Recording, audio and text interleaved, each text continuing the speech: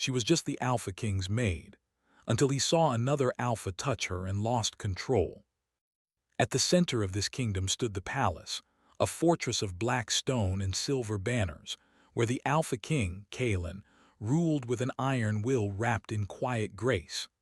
Lyra moved silently along the corridors of the palace, her soft steps unheard against the marble floors. She had been the king's maid for 3 years, tending to the grand halls and private chambers with efficiency and care. No one noticed her much. That was the point. She liked being invisible. It allowed her to watch the court without being seen, to understand the hidden currents of power that twisted through the palace like invisible rivers. Kalen was the sort of ruler everyone feared to meet. He was tall, with broad shoulders and eyes the color of storm clouds, and he carried the weight of his crown like a living thing.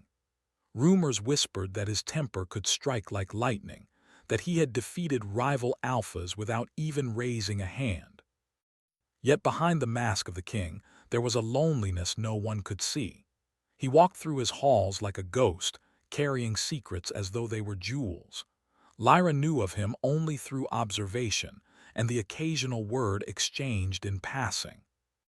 But lately, Kalen had begun to notice her.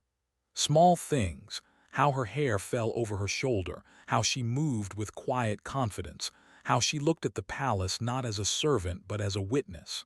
And she had noticed him as well, though she would never admit it.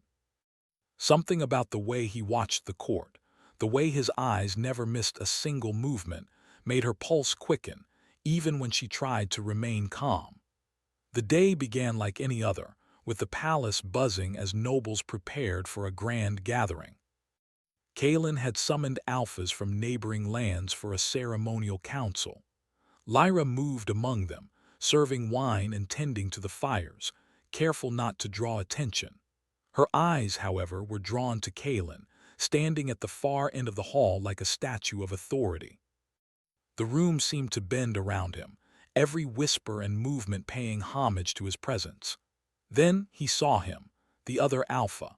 Lord Thuron of the Northern Territories was handsome, arrogant, and dangerous, the sort of man who could make allies quake or bend them to his will. He walked through the hall with an easy confidence, his eyes scanning the room until they fell upon Lyra. Kalen's gaze snapped to her, and in that moment, time seemed to stretch. Thuron's hand brushed hers as he accepted a goblet she held, a contact so slight that anyone else would not have noticed. But Kalen noticed.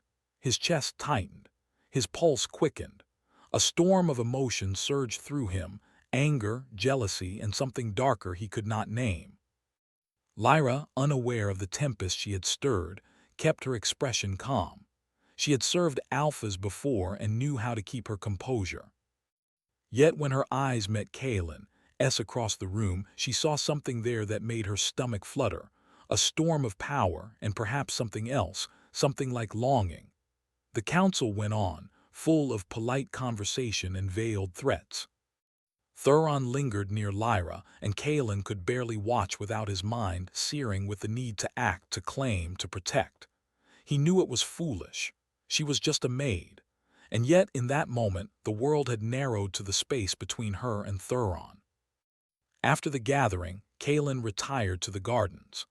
The palace gardens were vast, filled with night-blooming flowers and marble statues, and under the silver glow of the moon, they were more beautiful than any painting. Lyra was there too, tending to the plants that grew wild between the paths. Kalen's presence made her heart skip, but she kept her head down, pretending she had not noticed him. She heard him approach, the soft crunch of his boots on the gravel unmistakable.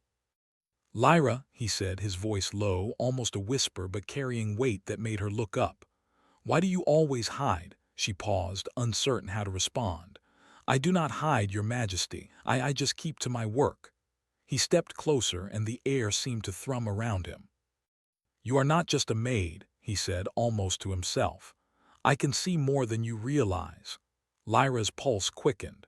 She had never imagined the king himself would speak to her in such a tone, not with curiosity, not with intensity. I do only what is asked of me, she said softly. Kaelin's eyes darkened. Do you not tire of being invisible? His words were a challenge, but also something else, a recognition.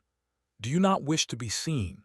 Lyra wanted to answer, but fear and instinct held her tongue. The court was always watching, always judging. To be noticed by a king was dangerous, yet thrilling. And yet she sensed that Kaelin did not want to punish her. Not yet. Before either could speak further, a sudden noise disturbed the garden. Thuron appeared at the edge of the marble path, his eyes on Lyra.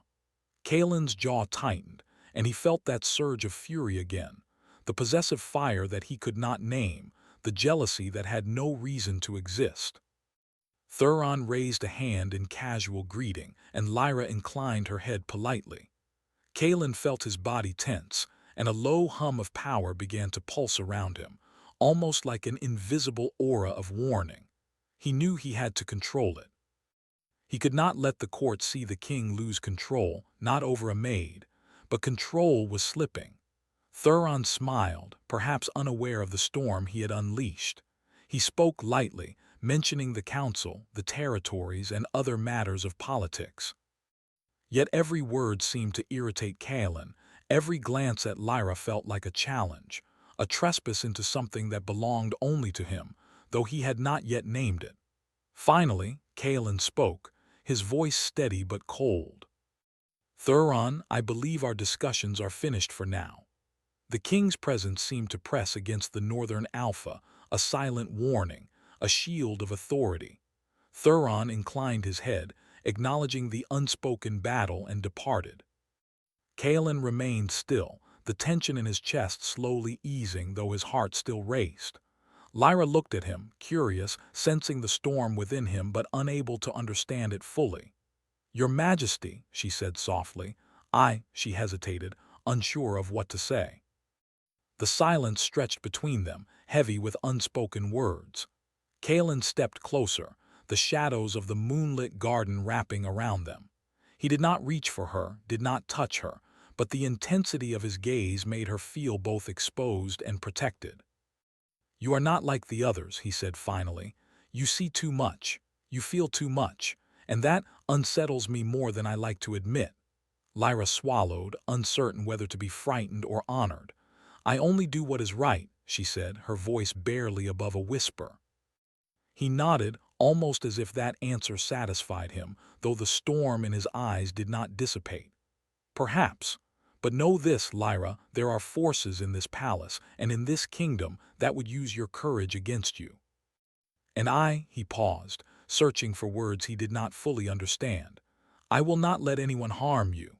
Lyra felt a warmth spread through her, a strange sense of safety mingled with fear.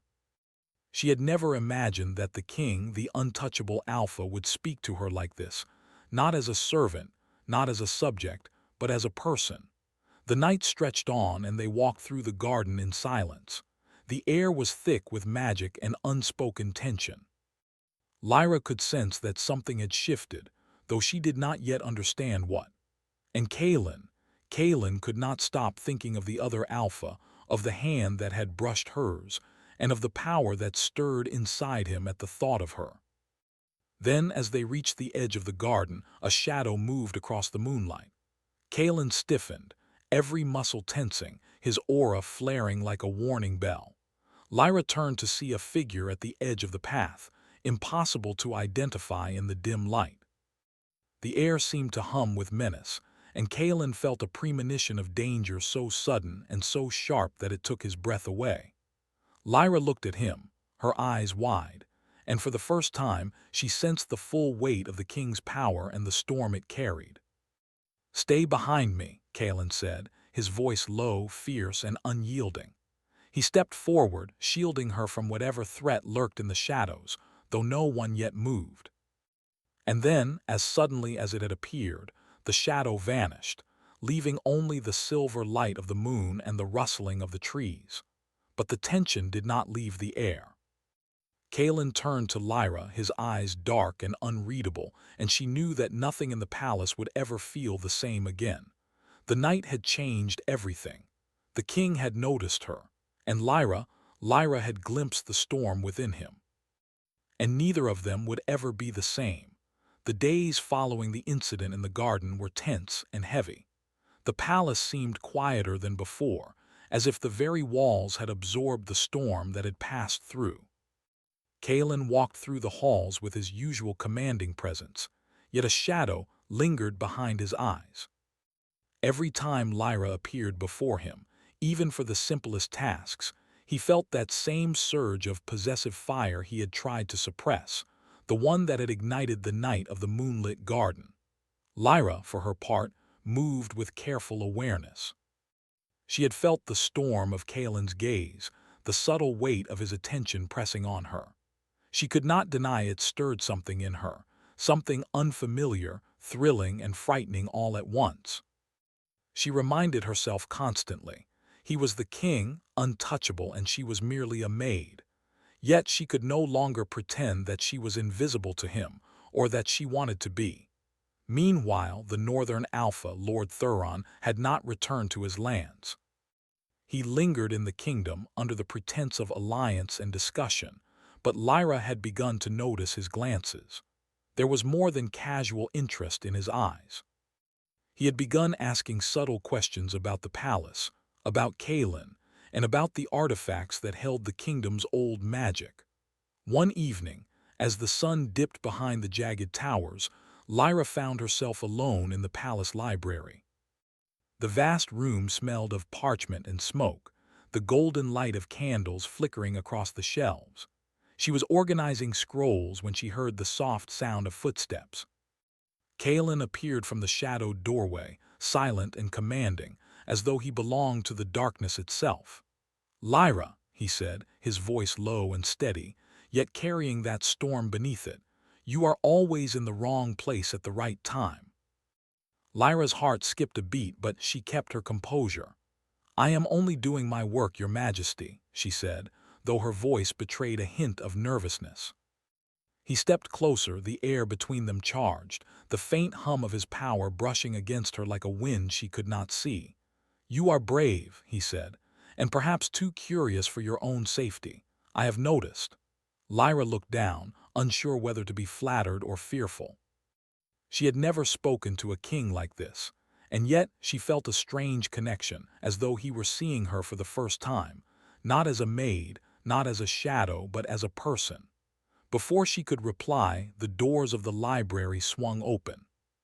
Thuron entered, his usual confident smile in place, and Kalen tensed immediately. Lyra felt the tension radiating from him. Thuron's eyes flickered toward her and then to Kalen, and a faint smirk crossed his lips. "You are still working late, Lyra?" Thuron asked casually, though his tone carried subtle mockery. "Yes, my lord," she replied calmly, though her pulse quickened. She had learned to navigate these interactions carefully, keeping both alphas satisfied yet distant. Kalen stepped in front of her, a silent barrier. "Thuron, this is neither the time nor the place for games." Thuron's smirk deepened. "I merely wish to speak with the maid. Surely that is harmless." Lyra felt a strange heat rise to her cheeks, though she quickly forced herself to remain neutral. She sensed Kalen's power around her, protective and fierce, and she knew he would not allow even the hint of danger to reach her. The three stood in tense silence, the flickering candlelight casting long shadows on the walls. Thuron's gaze lingered on Lyra in a way that made Kalen's jaw tighten. Something inside Kalen snapped, not anger, not desire, but a complicated mix of both. He wanted to claim her attention, to make her understand that she belonged in no one else's world but his. Finally, Thuron inclined his head and stepped back. "Very well. We shall speak another time." He left the library with the same casual arrogance, leaving Lyra trembling slightly, though not from fear alone. Kalen turned to her, his stormy gaze locking onto hers. "Do you understand what you have just seen?" he asked, his voice barely above a whisper. Lyra swallowed hard. I think so, Your Majesty." "You must be careful," he said, stepping closer. "Not just of him, but of the palace itself. There are forces at work that would use your courage against you." She nodded, feeling the weight of his words. "I will be careful," she promised, though inside she felt a stirring she could not name, a desire to face danger, to prove herself to be more than invisible. Over the following days, Kalen found himself drawn to Lyra in ways he could not control. He began to watch her quietly, observing how she moved through the palace, how she interacted with servants and nobles alike. Every small act of bravery, every subtle display of intelligence, seemed to pull him further into a whirlpool of feeling he had never allowed himself before. Lyra, too, found herself thinking of him more often than she cared to admit. She recalled the night in the garden, the storm in his eyes, and the aura of power that had surrounded him. Something in her ached for that connection, though she could not name why. Then came the incident in the forest. A messenger had arrived with a warning. Thuron had begun searching for an ancient artifact, one that could grant him influence over the Alpha Kings themselves. Lyra was chosen to accompany Kalen to investigate, due to her knowledge of the palace and her ability to move unnoticed. The forest was thick with mist and shadow, the ancient trees bending as if listening to the secrets of the world. Lyra walked beside Kalen, feeling the hum of his power even as he kept a careful distance.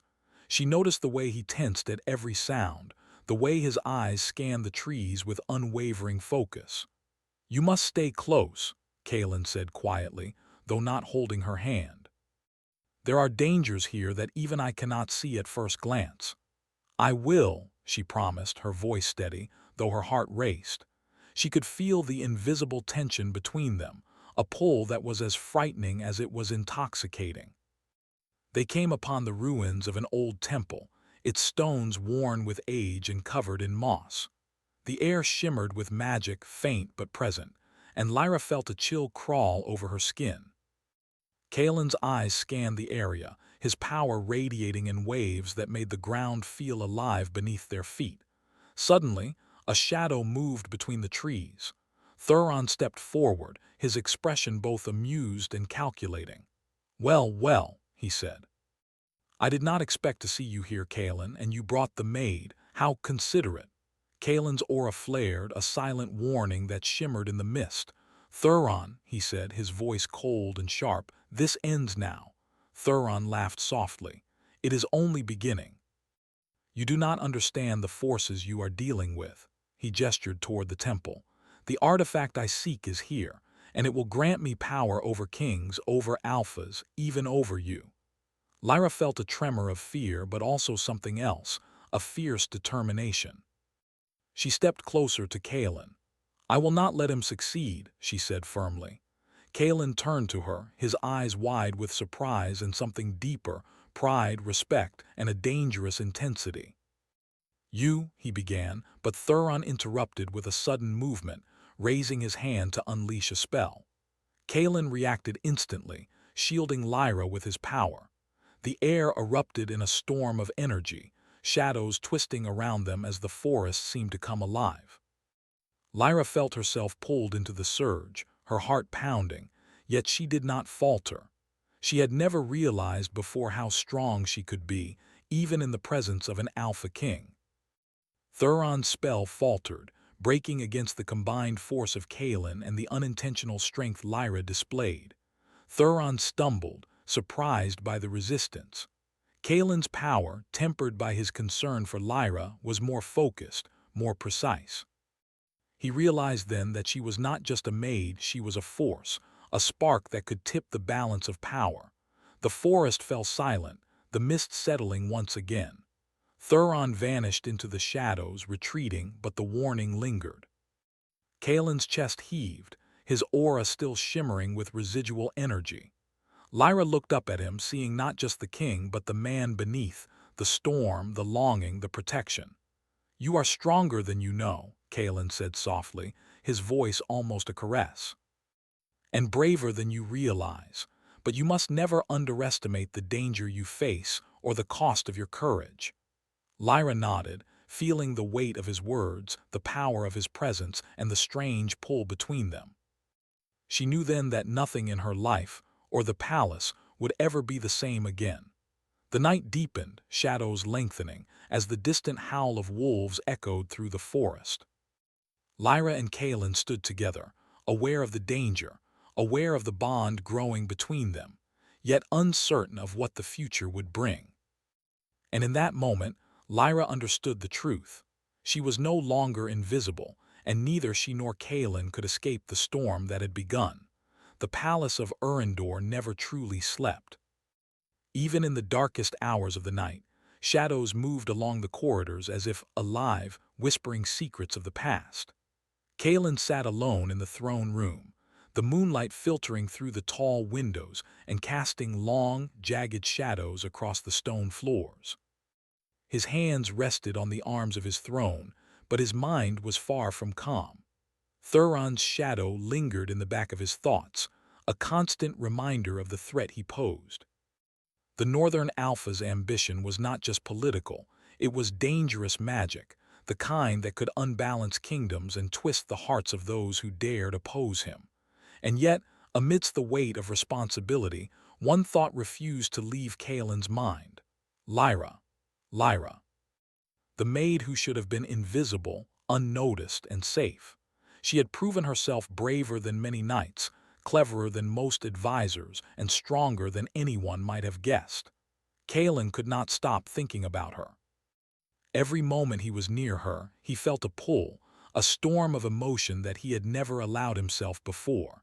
And now he had to keep her close, but safe.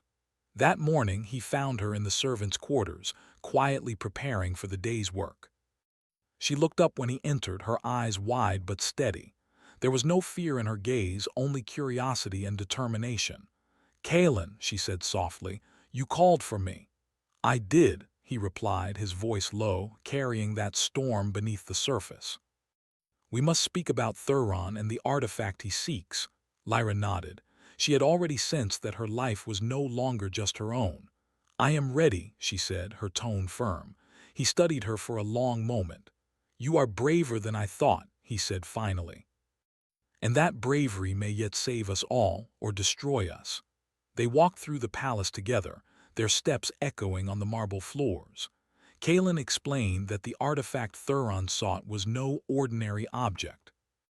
It was a relic from the age of the first Alpha Kings, infused with power that could control the will of others. If Thuron obtained it, he could challenge Kaelin directly, and perhaps even seize control of the kingdom itself. Lyra listened carefully, absorbing every word. She understood then why Kaelin's attention had become so intense, why he had been watching her so closely. She was not just a servant anymore. She was part of the defense, part of the balance between power and chaos. Later that day, Kaelin led her to the palace archives, a place filled with ancient scrolls and maps. Dust hung thick in the air, and the room smelled of old parchment and candle smoke. He showed her sketches of the artifact, notes from past kings, and symbols of magic she had never seen before. "You must learn to read these symbols," Kaelin said, "not just with your eyes but with your mind. The artifact responds to knowledge as much as strength." Lyra studied the drawings carefully. Her fingers traced the lines and she felt a faint pulse beneath the paper as though the symbols themselves were alive. "I think I understand," she said slowly, "but it feels dangerous." Kaelin nodded. "It is, but so are you." The next few days were a mixture of preparation and tension. Kaelin trained Lyra in subtle magic, rituals of perception, and defensive techniques.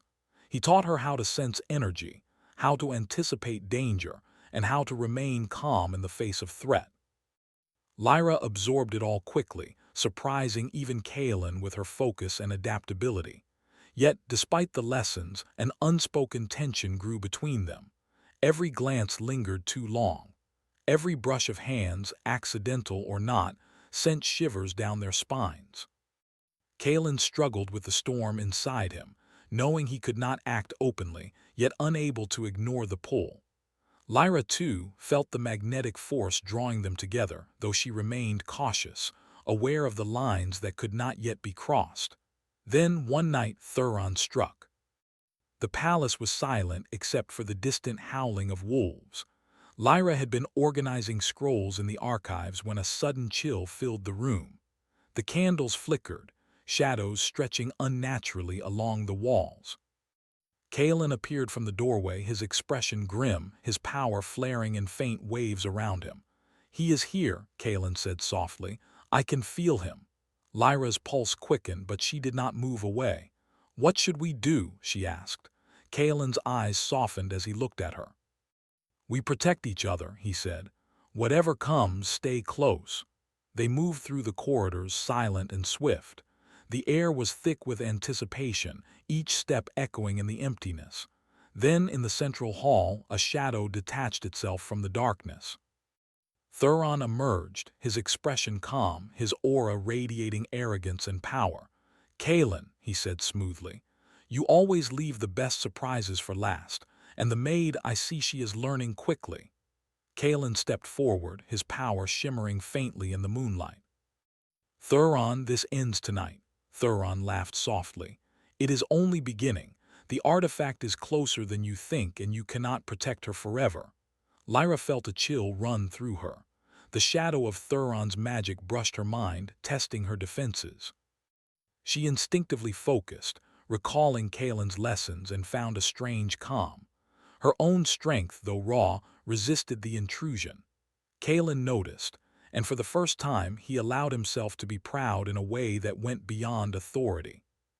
"You are stronger than you know," he murmured to her, just enough for her to hear.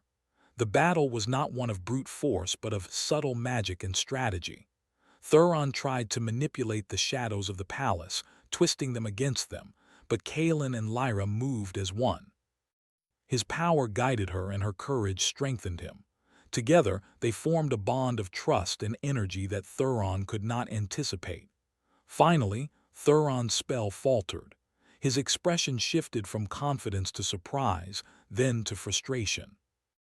"Impossible," he muttered, retreating into the shadows. "This is not over, Kalen, not over." The central hall fell silent. Lyra's heart raced, but she felt exhilarated. She had faced the danger and survived, not because of Kalen, but because of herself and the bond they shared. Kalen turned to her, his stormy gaze softening slightly. "You did well," he said, though his voice carried an emotion deeper than mere praise.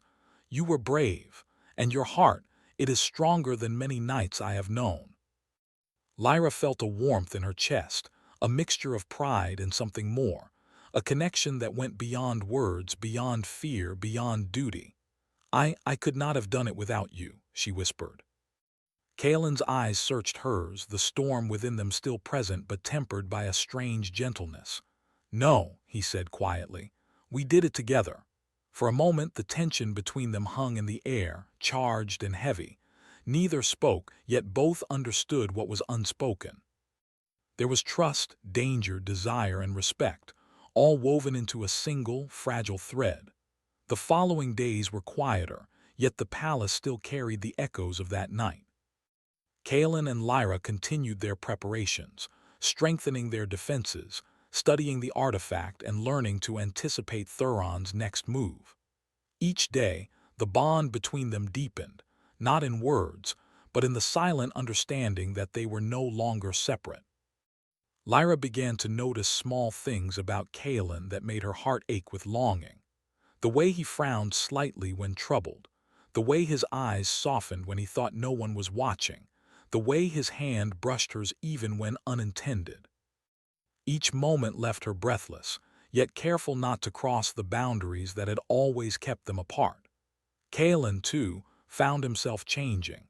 His obsession with duty was tempered by the need to protect her, and his loneliness began to ease under her quiet strength. He realized that power alone could not safeguard the kingdom or the people he loved. True strength came from connection, from trust, from bonds forged in both danger and hope. Yet danger was never far. Thuron's shadow still lingered, unseen but felt in every corner of the palace. The artifact had not yet revealed its full power, and Kalen knew that the final confrontation was approaching. The calm between storms was fragile, temporary, and full of unspoken tension. One evening, As the sun set and painted the palace walls in shades of fire and gold, Kaelin and Lyra walked through the gardens. The night air was cool, the flowers releasing a faint fragrance that carried memories of the past. They walked side by side, not touching, yet aware of each other in a way that transcended words. "Kaelin," Lyra said softly, breaking the silence, "do you ever wonder if things will ever be normal again?" Kaelin's eyes darkened, clouded with worry and thought. "Normal," he repeated. "No, not after what we have faced and not with what is coming." Lyra nodded, understanding. "Then we will face it together." Kaelin looked at her, the storm within his eyes both fierce and tender. "Together," he said. And for the first time, the word carried not just a promise of protection, but a promise of something deeper: trust, loyalty, and a bond that neither danger nor power could break. But the night carried whispers of future trials. As the wind rustled the leaves, Lyra felt a strange shiver run through her, a warning from the unseen forces still at play. Kaelin sensed it too, a tension that pulsed in the palace walls and in the very air around them. They did not speak of it, yet both knew the truth. The edge of shadows was near, and the final confrontation would test not just their strength, but the bond they had forged in fire, fear, and longing. And in that quiet garden under the glow of the rising moon, Lyra and Kaelin stood side by side, aware that their destinies were entwined, and that the storm was far from over. The palace of Urindor seemed alive with tension, as though every stone, every torch, whispered the coming storm. Kaelin stood in the throne room, his shoulders squared, eyes sharp, yet his mind restless. The artifact's power hummed faintly through the air, a pulse he could feel in his bones. Thuron had returned, and this time he would not hesitate. Lyra approached silently, her steps steady and certain. She had grown stronger, braver, and more confident in the last days than she had ever imagined. The lessons Kaelin had taught her, the subtle magic, the perception of danger, the courage to act, were now as much a part of her as her own heartbeat. "You are ready," Kaelin said, his voice low, a mix of pride and warning. His hand brushed hers, unintentional yet electric. Lyra met his gaze, feeling the storm of emotion that lingered between them. "I am," she said firmly, though her pulse raced, "and I will not fail you or the kingdom." Kaelin nodded, his jaw tightening. "Then we face him together." The central hall was empty, but shadows clung to the corners, twisting unnaturally as though alive. Thuron stepped forward from the darkness, his eyes gleaming with ambition and malice. The artifact floated between his hands, pulsing with a faint light, responding to his intent. "You should not have returned," Kaelin said, his voice calm but lethal. "Your ambition blinds you." Thuron laughed softly, the sound echoing unnaturally in the hall. "Ambition," he said. "I seek only what should be mine. The artifact belongs to the one who can wield it." Kaelin's aura flared, a shield of power radiating outward, shimmering like a storm. Lyra felt its pulse in her chest, grounding her, giving her strength. She stepped forward, standing beside him, not behind, not apart, but together. Thuron's gaze flicked to her, a mix of surprise and irritation crossing his features. "And the maid," he said, "stands with the king. How quaint." Lyra's voice was steady. "I am no longer just a maid. I am a protector of this kingdom, and I will not let you harm it." Kaelin's eyes softened as he looked at her, pride and relief mingling with the storm in his gaze.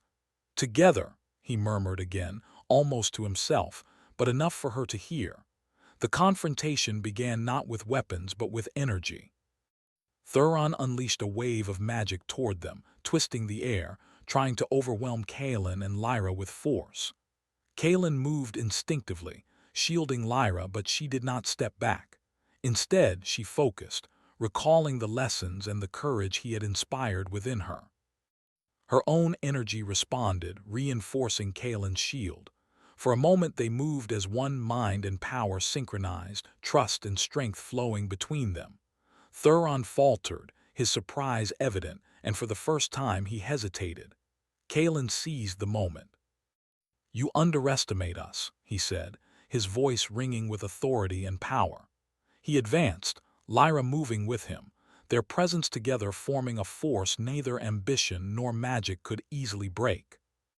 Thuron tried to strike again, but Lyra anticipated his movement, directing Kaelin's attention, guiding the flow of their energy. Her courage and focus were like a beacon, illuminating the flaws in Thuron's attack. Kaelin realized then that she was more than an ally, she was indispensable. The artifact began to tremble, reacting to the combined force of Kaelin and Lyra. Its glow intensified, unstable, threatening to release its full power uncontrollably. Thuron's expression shifted from arrogance to panic as he realized he had underestimated the strength of their bond. "You cannot control it alone," Kaelin said, his voice sharp. "It requires balance. It requires unity."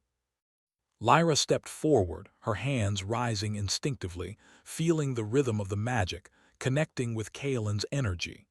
The artifact responded, pulsing gently, calming slightly under their combined influence. The storm of power that had threatened to consume the hall softened, bending to their will. Thuron's eyes widened, disbelief and fear crossing his face. "Impossible," he whispered, the magic around him weakening. Kaelin advanced slowly, deliberately, never letting his focus waver. "It is not impossible," he said. "It is the strength of trust, courage, and heart, things you will never understand." Lyra's voice joined his, firm and unwavering. "Leave the kingdom, Thuron. You cannot take what does not belong to you." Thuron's power faltered completely. The artifact floated toward Kaelin and Lyra, recognizing the balance of their bond. With a final glare, Thuron retreated into the shadows, his ambition thwarted for now. The hall was quiet, the air still trembling from the confrontation. Kaelin turned to Lyra, his chest heaving, yet his eyes softening in a way he had not allowed before. You were incredible," he said. Lyra shook her head slightly, smiling despite her exhaustion. "We were incredible together." He stepped closer, the tension between them palpable. "You have changed everything," he said, his voice low, almost a whisper. "Not just the kingdom, not just me, everything." Lyra's heart fluttered. "And you have changed too," she replied softly. "You are not just a king, Kaelin. You are more human, more alive." For a moment, the storm between them calmed. The danger had passed, at least for now. The artifact was secured, Thuron was defeated, and the kingdom was safe. Yet in the quiet aftermath, something deeper stirred, the recognition of what they had become to each other. The next days were filled with reflection and rebuilding. Kaelin and Lyra worked together to strengthen the kingdom's defenses and to study the artifact's powers. Lyra's courage and intelligence earned her recognition from those in the court who had once overlooked her. She was no longer just a maid, she was a partner in the kingdom's survival, a symbol of strength and wisdom. Kaelin, too, began to change. His obsession with control softened, replaced by a deeper understanding of trust and connection. He realized that love and loyalty were not weaknesses, but sources of true power, and he realized that his bond with Lyra was something he could not ignore. One evening, under the same blood moon that had first brought them together, Kaelin and Lyra walked through the palace gardens. The air was cool and fragrant, the flowers shimmering in the moonlight. They walked side by side, hands almost touching, the storm of the past days settling into a quiet warmth. "Lyra," Kaelin said softly, stopping to face her, "this kingdom, it will always face threats, but with you by my side I feel whole. I feel stronger than I ever have." Lyra looked up at him, her eyes bright. "And I feel safe, not just because of your power, but because of your trust, your guidance, and your care." For a long moment, they simply looked at each other, the silence between them filled with unspoken words and emotions. Then slowly, Kaelin reached out, taking her hand gently in his. It was a touch full of respect, warmth, and promise. "You are no longer just the Alpha King's maid," he said, his voice steady. "You are my equal, my companion, and my heart." Lyra's breath caught and a smile spread across her face. "And you are more than a king," she replied softly. You are human, strong, brave, and capable of love. The moonlight bathed them in silver, the garden alive with the quiet magic of renewal. They stood together, hands clasped, hearts connected, knowing that whatever challenges the future held, they would face them as one. The palace, once a place of shadow and tension, seemed lighter now. The corridors, the gardens, the halls, they all whispered of change, of hope, of transformation. Kaelin and Lyra had faced danger, fear, and ambition, and they had emerged stronger, bonded by trust, courage, and love. Even as distant shadows lingered, the memory of Thuron, the unknown forces beyond the kingdom, they no longer feared them as they once had. Together, they were a force no darkness could easily overcome. And in the quiet aftermath, under the watchful gaze of the moon, Kaelin and Lyra finally allowed themselves to feel what had been growing between them since the very first moment. The deep, unbreakable bond of hearts united, tempered by trials and strengthened by courage. The storm had passed, the shadows had retreated, and for the first time both the king and the maid knew that they were exactly where they were meant to be, together, side by side, ready to face whatever the world would bring.